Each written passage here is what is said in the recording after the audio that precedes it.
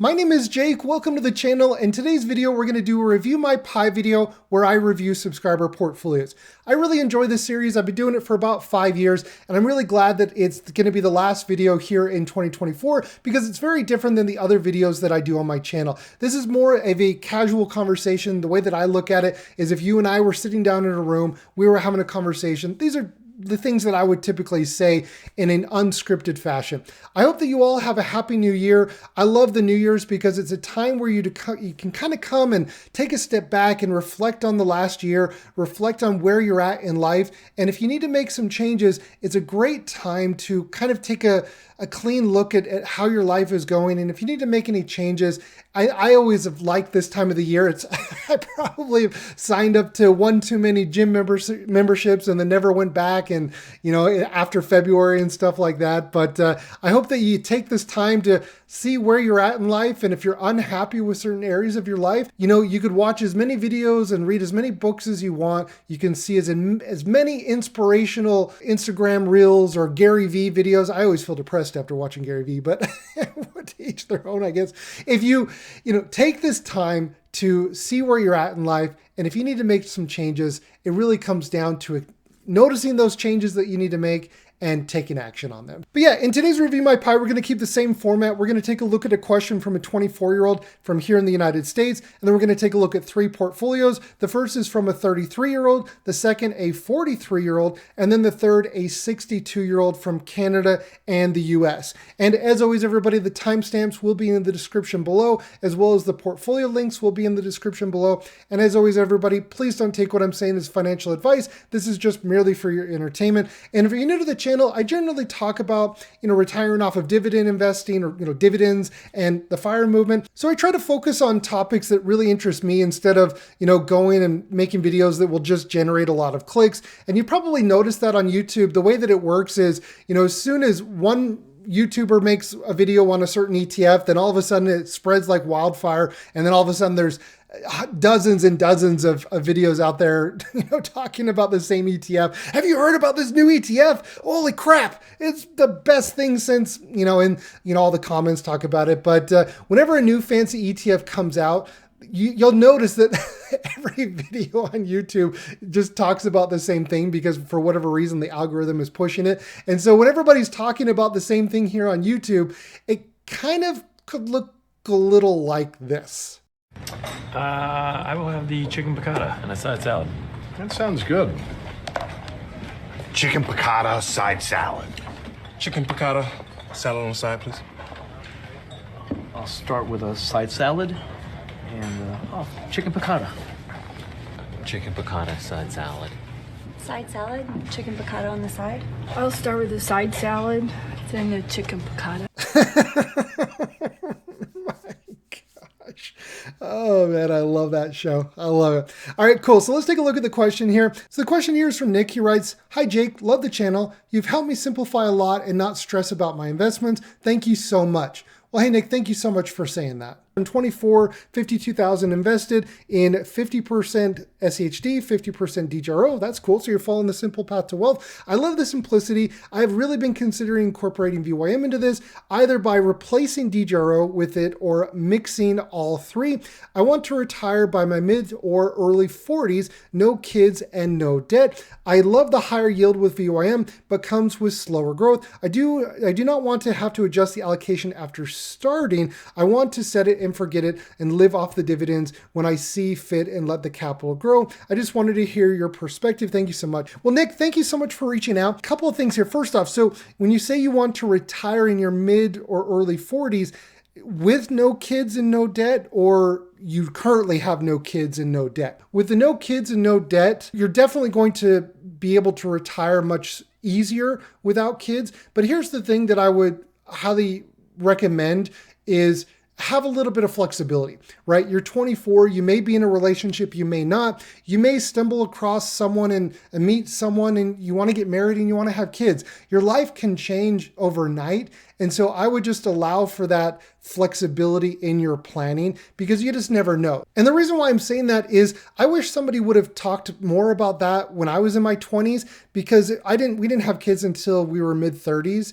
And it was really just in the back of our minds because we were working, always on the go. And so if I could go back and tell my younger self, just allow for a little bit of flexibility and allow for the fact that your life's probably going to change, right? When you're in your early 20s, you don't have everything figured out as much as you'd like to think you do. You don't. And so just understand that and account for that variable that you're probably not going to, it's not going to probably go the way that you actually plan on it going. So, but yeah, so coming back to your thing here, the simplicity, the reason why I love The Simple Path to Wealth with Dividend Investing, which was inspired by J.L. Collins, is it boils down to the simplicity. Right? If you've read The Simple Path to Wealth by J.L. Collins, and he talks about, investing into VTSAX, he talks about investing into bonds, and talks about, rebalancing every year. And so in his book, he says, if you're going to invest into bonds and the total US stock market, you have to plan on rebalancing.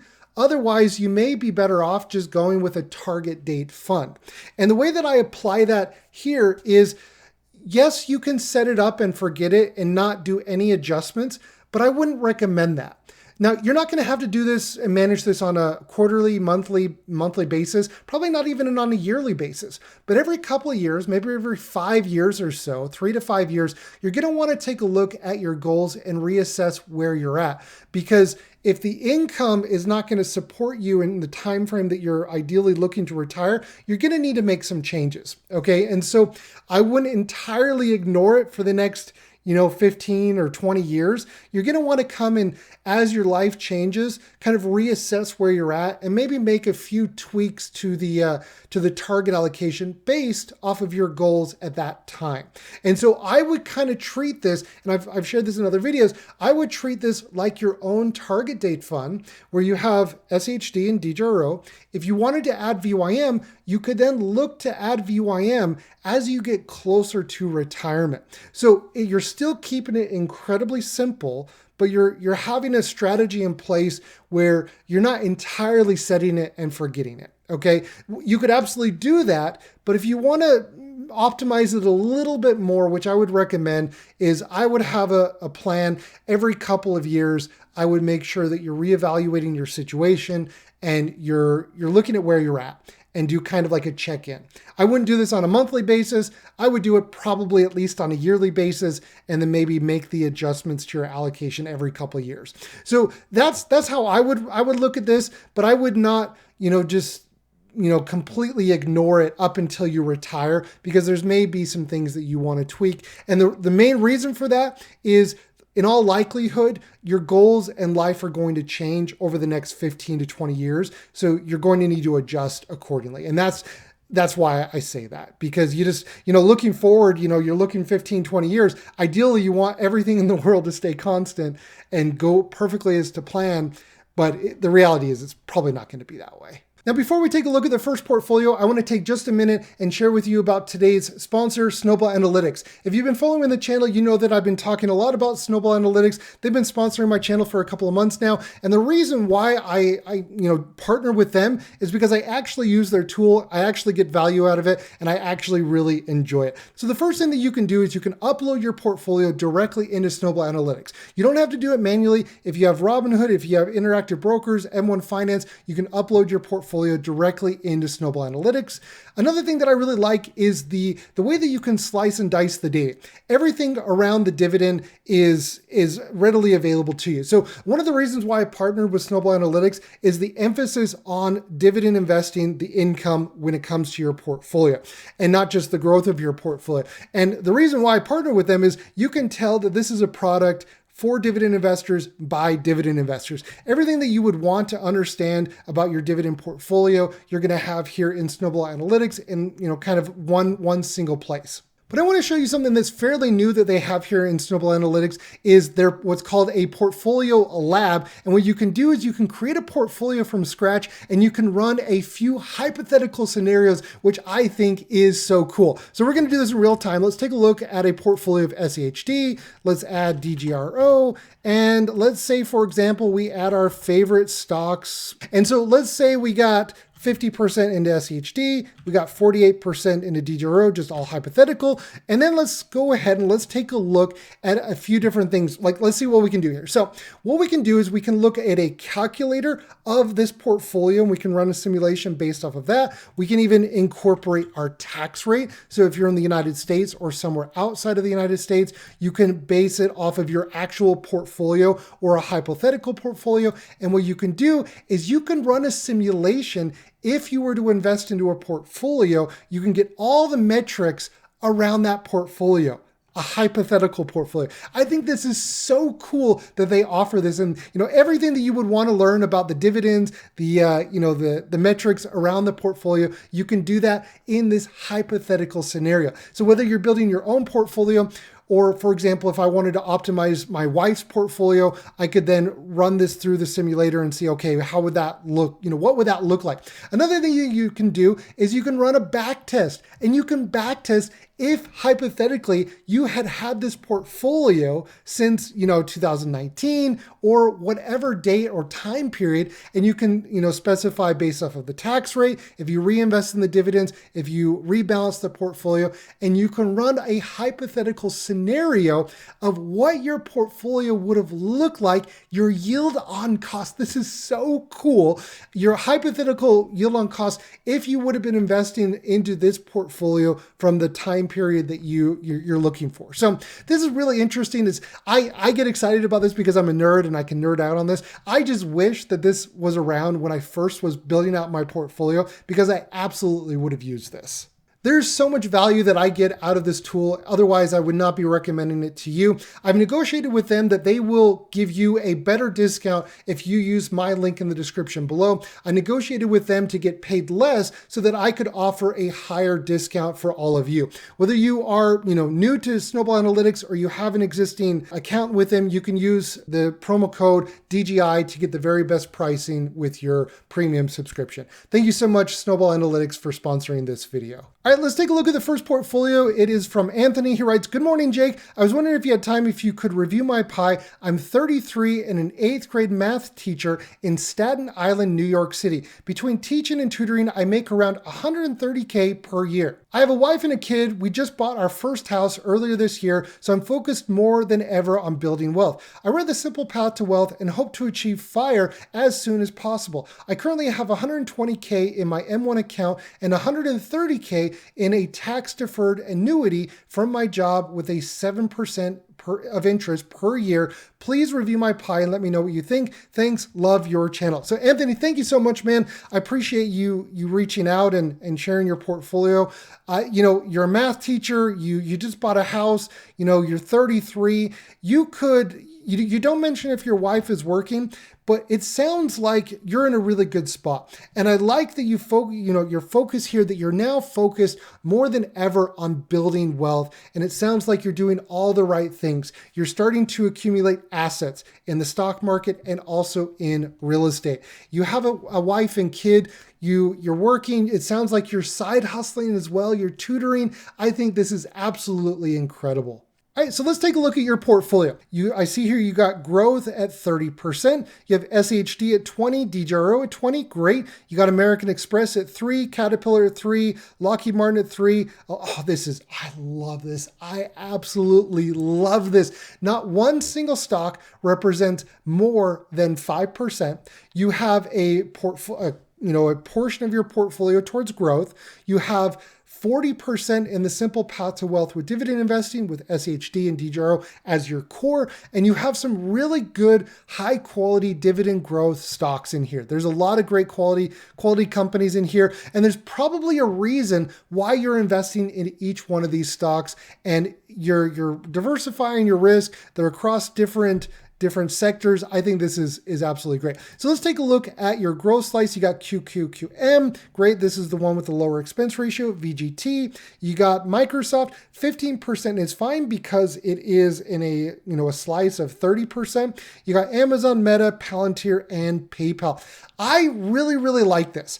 You hand selected a small amount of individual stocks that you like, that you believe in, that you're invested in for the long term. You also have 50% in broad-based ETFs. Now, VGT is not quite as broad-based because it's just focused on technology, but nonetheless, it is broad-based in the sense of, the sector, across the sector, though it is very, very top-heavy. But I do like VGT. I do like QQQM. I really like this growth portfolio.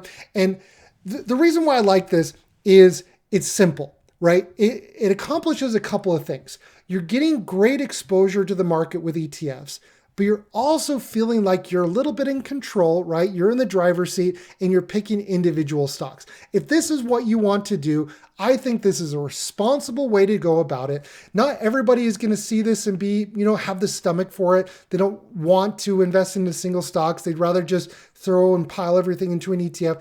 Both can work, both can be fine, both carry pros and cons. It really comes down to what you're looking to do. But the thing that I like the most about this is having a portion allocated to growth is you're going to be able to, in the future, be able to potentially rebalance out of the growth and take that money and either buy more SHD, more DGRO, maybe more, maybe some JEPQ, right? Once you get closer to retirement and you're looking for more yield, or maybe you want to buy another, house, a rental property, help your child, your kid through college or whatever it is. So that's why I really like the growth component is you're going to have a lot of flexibility with it. And this type of portfolio, you're not going to change this up much. Like this is not something that you go on a weekly, monthly basis and reevaluate it. This is something that you could take a look at on an annual basis and see, okay, have our goals changed? Nope. Okay. All right. Let's just keep doing what we're doing. Set it on autopilot.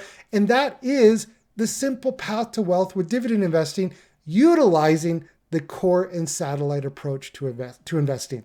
So I really, really like this portfolio. It sounds like you're a long-term subscriber of the channel. And obviously you've gotten value out of, some of the things that I've shared on my channel. And it puts a huge smile on my face seeing this because I wish I would have come across a video like this 10, 20 years ago. I would have made a lot fewer mistakes. But, we grow from those mistakes.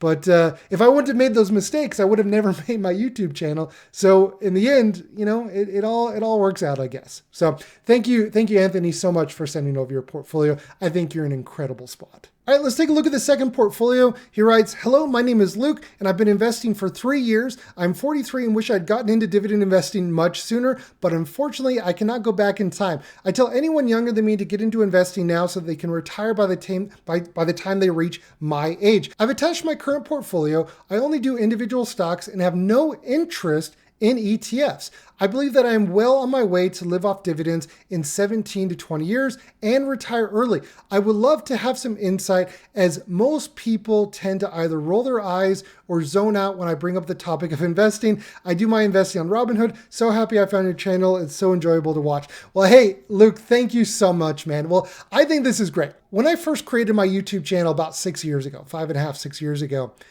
I really only invested into individual stocks. And then the more that I learned about my risk tolerance, the more that I learned about the market and what I was ultimately trying to do. What I was ultimately trying to do was retire from my day job, which was very stressful. Okay. And I didn't want to trade one stress for another stress. And I'm talking about investing only into individual stocks. And only investing in individual stocks for me personally was very, very stressful. So I'm not going to sit here and take the time to try to convince you otherwise to consider, ETFs, but I will say one sentence that if you ever feel that it's becoming too much and the individual stocks are causing too much stress, this is more than a sentence, that you may want to consider looking at least diversifying and adding maybe some ETFs. You don't have to entirely replace all of your individual stocks, but maybe consider an ETF. That is way more than a sentence. It's like, I got 3 words for you. And then I just say like 10 words. Anyways, thinking about a meme. But so this sounds good. So if you know that that's your plan, that's what your goal is. You got about 15 to 20 years or so. So that means, you know, what's important here when I see this, the number one thing that jumps out at me is there's two things that you got to understand, right? The first thing is where you invest your money. I'm not talking about the brokerage itself. I'm talking about the tax advantaged account, the retirement accounts, 401ks, Roth IRAs. That's where you invest your money in and what you invest your money in. 99% of content on YouTube is centered around what you invest in. But for you, because you are going to be retiring after the age of 59 and a half, at least that's what your plan is, you need to not neglect the where you invest your money in, okay? And that is probably more important, in my opinion, than what you invest in, if you know that you're going to retire after the age of 59 and a half. So if I can knock any sense into you or anyone in a similar situation, if you're 43 years old and you know with a pretty good certainty that you're going to retire after the age of 59 and a half, you need to stop investing entirely into a regular taxable brokerage until you've maxed out your retirement accounts each year.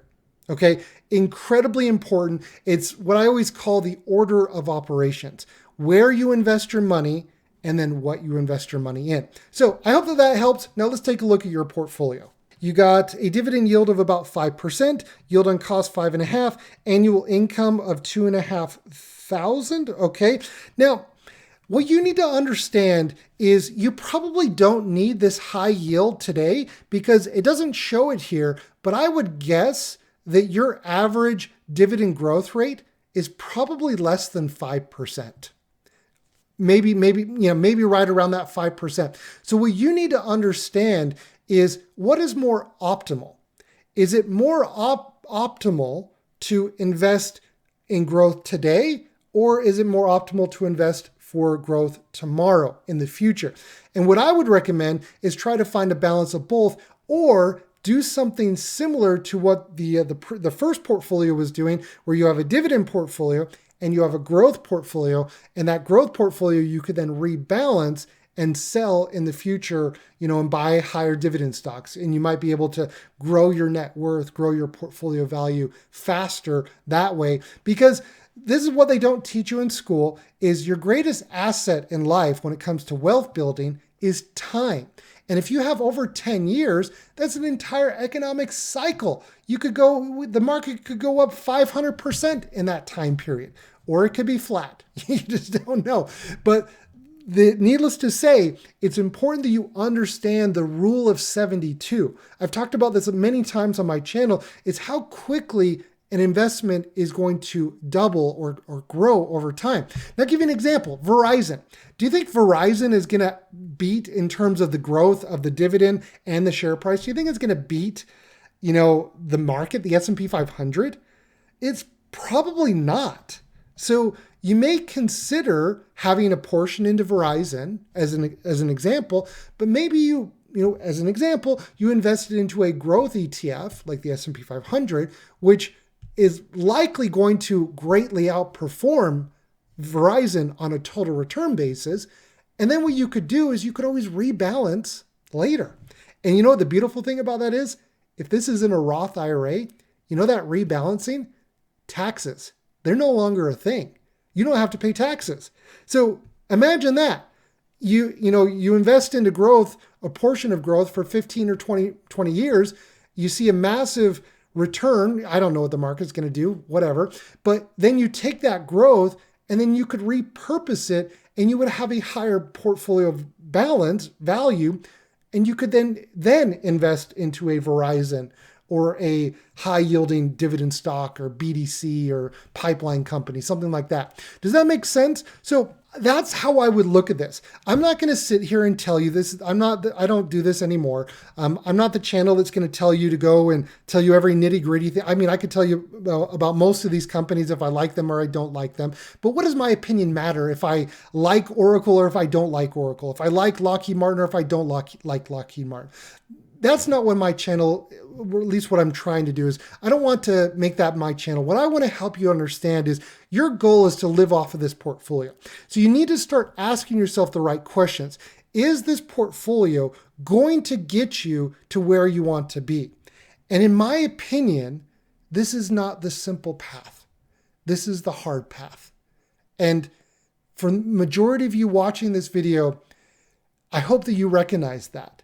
Now, this could absolutely work. And I could be completely wrong. And it could work for you, and you may be gun-ho on this approach.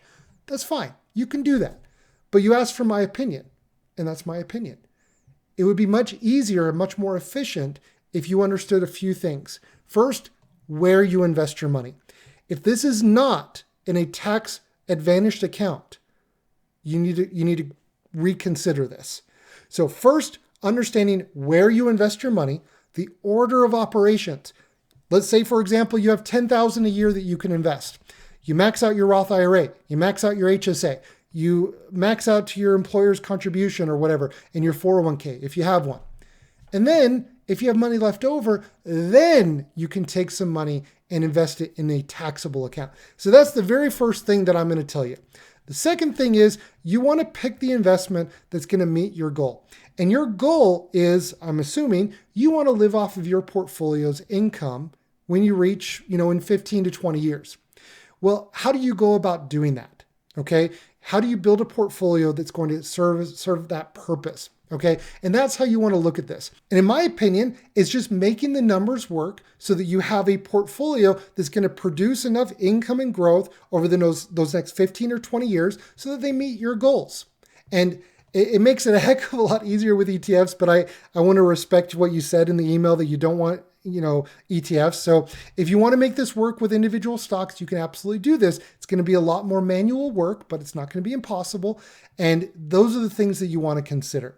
So you want to look at your portfolio holistically across the board. And what you want to do is you want to calculate, this is why it's a little bit harder, you want to calculate your weighted average dividend growth rate. This is your weighted average dividend yield. You need to calculate your weighted average dividend growth rate. And the best way that I know how to do that is with Excel. You could Google that, how you can calculate that. There's formulas out there, but that's what you want to do. And then what you want to take a look at and see, okay, if I'm investing $100 a week, $200 a month, $1,000 a month, whatever it is that going to amass enough over the next 15 or 20 years? Or do I need to look at this a little bit differently? And only you can decide that. So I hope that gives you a way of looking at this. I don't want to tell you if I like Verizon or if I like Gladstone or Sonic, that's not what I want to tell you. I don't think you're going to get a lot of value out of that. What I'm trying to give you here is I'm trying to give you a fishing pole instead of giving you a fish. Okay, and help you to think about this and understand how to look at this. So thank you so much for sending over your portfolio. I hope that is helpful. It's maybe not what you wanted, but I hope that it helps regardless. All right, let's take a look at the last portfolio here from Sandy. She writes, "Hi Jake, I've been watching quite a few of your YouTube videos and I want to thank you for the good job that you're doing." Thank you so much, Sandy. I appreciate you saying that. "Thank you for allowing me to reach out to you via email. I have some funds that I want to invest, and getting back into the stock market after previously dabbling into it is a bit overwhelming. Summary of my goals: I'm 62 years old, a non-US resident, and receiving an annuity payment from my matured RRSP. I think this is a Canadian account. Still working, can pay my living expenses from my salary, have a small rental income," so you have a rental property, "no credit card debt, and 2 loan payments that I can manage. Ends in 2 years." You have 2 loan payments. Okay. "No rent or mortgage to pay." So I'm assuming those are probably car payments. And okay, so I retire in 5 years. I have about $100,000 to invest and can add about $15,000 per year for the next 5 years. Everything reinvested. Cannot get all the money on the brokerage account in one go, but it will get there. So I'm assuming you're probably talking about a retirement account.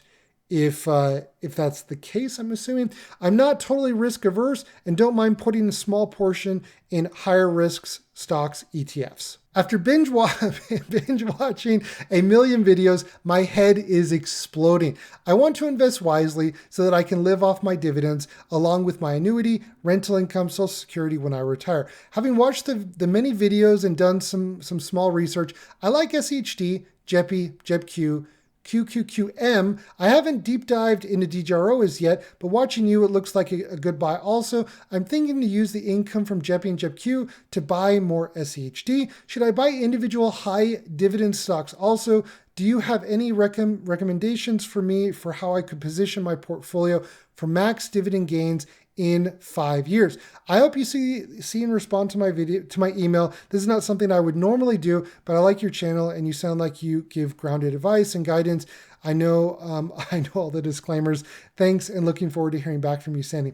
Well, Sandy, thank you so much. I really appreciate the kind words, and you're in an interesting situation, right? You're in a good spot where you're going to have your annuity, Social Security, you got your rental property, and you're in the position where you can build a nest egg, a portfolio where you can generate some income. It sounds like you don't want to follow the traditional, retirement path where you're selling off your assets in retirement. It sounds like you want to actually focus on the income and live off of the income from your portfolio. Well, I guess, I would repeat what I said in the previous portfolio, is understanding where you invest your money and then what you invest your money in. Because you know that you're going to retire after the age of 59 and a half, I would make sure that that is your top priority, is understanding in which account you're investing the money. So the first thing, if you're in the US, like for example, my wife is she's a resident here, but did you say you're a non-resident?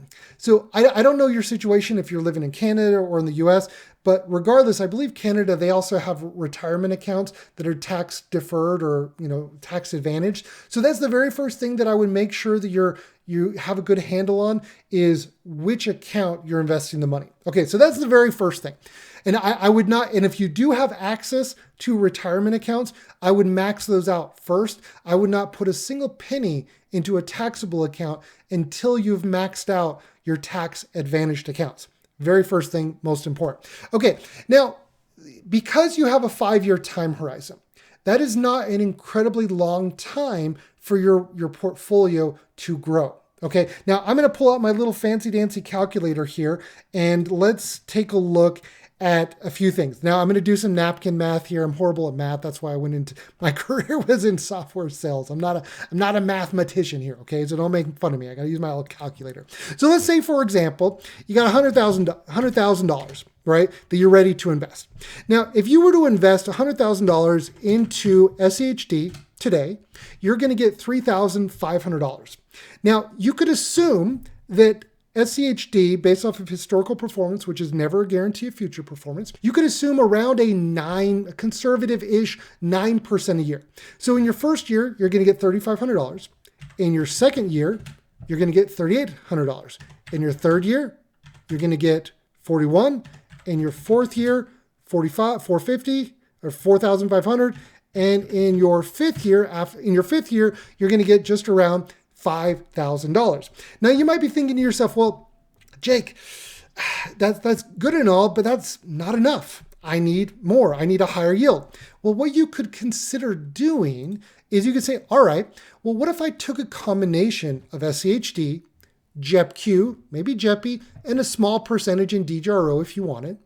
And let's say you had a combination of all of those. You'd have to use a weighted average calculator. But let's say you had a combination of all of those and avoiding individual stocks entirely. You don't need individual stocks to do this. You can do it if you want. I personally don't recommend it. My dad is retired in his early 70s. He asked me if I should buy this stock because he read some Motley Fool top 10 best dividend stocks. I'm just like, avoid that. Just ignore it all. It's all, throw it out. But to each their own. What I would recommend is, combination of these ETFs. I am a huge fan of each of these ETFs. I invest into every single one of these, except for the QQQM, but for my dividend portfolio. So let's say you took a combination of them, and let's say you were able to get a 5% yield. Okay, and so you take that 100,000. And this is not even including your 15,000 in addition and reinvesting the dividends. Right? This is also assuming that you're not reinvesting the dividends. So this actually would be a little bit more if you consider reinvesting the dividends. So let's say, for example, you took, you had a combination of SHD, JEPI, JEPQ, and DGRO, and it equaled, let's times that. Let's say it equaled, a 5% yield. Well, then you're getting $5,000. Now, remember with the last, scenario, it took you 5 years to get $5,000 annually. Do you remember that? 5,000? Now, if you were to combine JEPI, JEPQ, SHD, DGRO together, and you were to have more into JEPQ, more into JEPI, a little bit more into SHD, and you got a 5% yield, but this yield is probably growing around 6%, give or take, right? So in your first year, you're going to get the 5,000. In your second year, you're going to get 5,300. In your third year, you're going to get 56. In your fourth year, 6,000. And then in your fifth year, you're going to get 6,300, not including the 15,000 and the reinvested dividends. All I'm showing you is how you want to look at this. Now let's pull up another calculator here because I'm really sophisticated and I don't have video editors that could make this all shiny and fancy on the screen. Let's take another example. Let's say you did, hypothetically, you did 50% SHD, 50% JEPQ. I wouldn't really recommend this, but you could, it's absolutely something that you could do. So let's take the 3.5 from SHD. Let's take the 9.5, give or take, with JEPQ. That's going to give you 13%. You divide that by 2 because it's 50-50. That would give you a yield of 6.5%. Okay, so let's start this over again. Now, if you did 50% SHD, 50% JEPQ, take 100,000. I know this isn't rocket science, but it's going to give you this. So before, where you had a dividend yield of 5%, it took you 5 years to get 6,300. If you were to do 50% SHD, 50% JEPQ, you would have that 6,500 in year one. Do you understand? I can only imagine all the light bulbs that are going on because what I'm sharing with you was my light bulb moment years ago when I understood this. And this ties in. This is why I talk about this so much. You know, I feel like I'm standing on the rooftop screaming this. This is why understanding how to invest based off of your investment time horizon is so important. Okay, so that's your forward dividend yield. Now, the things that changed was with this one, you had a dividend growth rate of about 6%. With this, you're probably going to have a dividend growth rate of like, I don't know, 4 or 5%, give or take. Let's say 4.5%, right? So the dividend is going to grow slower, okay? But because of your time horizon, I personally think you should go for that higher starting dividend yield and sacrifice a little bit on the dividend growth because that fits your time horizon. But this ultimately comes down to, what are your expenses? How much is this supposed to cover? You know, that's ultimately how you want to look at this. And so that's the way that I would approach this. And this is how I would look at this from a mathematical standpoint of, you know, yes, you have the 100,000, you're going to have the 15K each year for 5 years, you reinvest the dividends, but really where you want to focus in, you know, obviously encompassing the where you invest, what you invest, what's equally, if not more important than everything is how much money do you need? What are your expenses? Because it all comes back to that. If you need $6,000, well, you need to structure your portfolio in a way where you're going to get less growth in the future. If you need 3,000 or 3,500, you know, off of your portfolio, well, yeah, you're going to get that 9% increase every year, knock on wood. Depends on what the market does and SHD and all that good stuff. So that is how you want to look at this. And so what I would recommend you do is you're looking at this forward looking. Okay, I got 100 grand today. Each year I'm going to invest 15 grand. I'm going to do that forward. What you want to do is you want to look and think about this backwards looking. Okay, in 5 years, how much money do I need? What are going to be my expenses? And that is your North Star and helps you understand, okay, well, that's what I'm solving for. But if you don't know what your expenses are going to be, it's kind of like throwing spaghetti at the wall and seeing what sticks because you don't have a clear goal of what you're working towards. So that's what I would recommend. And this is why this can be so confusing and so challenging and your head's exploding because you're watching all these different videos. Focus on really what's most important. And what's most important is how much money do you need? Are you going to need 3,000, 5,000, 10,000 a year? And then from there, you work backwards and then understanding where you invest your money in, and then what you invest your money in. So, Sandy, I hope that helps. If you have any follow-up questions, leave me a comment, shoot me an email, be happy to respond. But thank you so much for sending over the portfolio here, or your portfolio / question, I guess you could say. And everybody, I hope that this was helpful. I hope that you learned something new. I hope everybody has a happy new year, and I'll see everybody in next week's video.